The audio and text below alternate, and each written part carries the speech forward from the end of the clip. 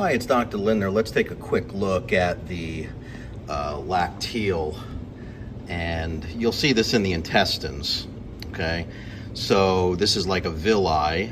You have these microvilli on the top, and they're going to bring in and absorb nutrients, right? The whole idea of the microvilli is to absorb nutrients.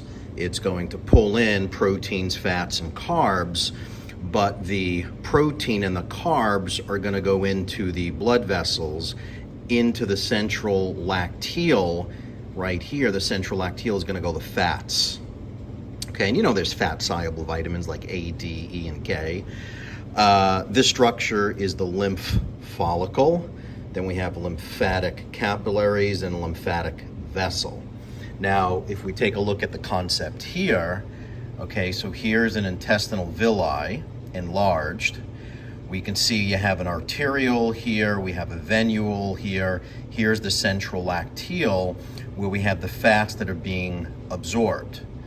Okay, here they're called chylomicrons with long chain fatty acids are being absorbed, and then you'll see that it's pulled into the, it should be cisterna chyli first, the cisterna chyli, and then the thoracic duct, and the thoracic duct enters into the left subclavian.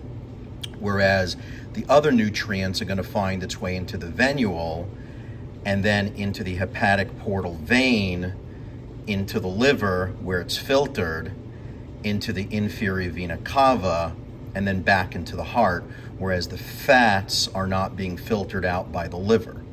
Okay, so if we take that and then we go, let's say here, to this model, then we can see the cisterna chyli here.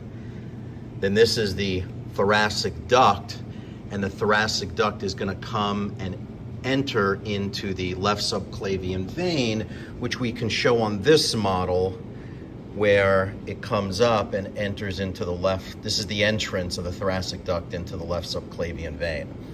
What else do we have lymphatically? Near the neck, we have cervical lymph nodes. Under the armpit here, we have axillary lymph nodes. Down here near the groin, we have inguinal lymph nodes. Let's see, here, does it show any inguinal? It doesn't show any inguinal here. And this model, which is the pancreas, the duodenum, we could see the kidneys. Here's the spleen.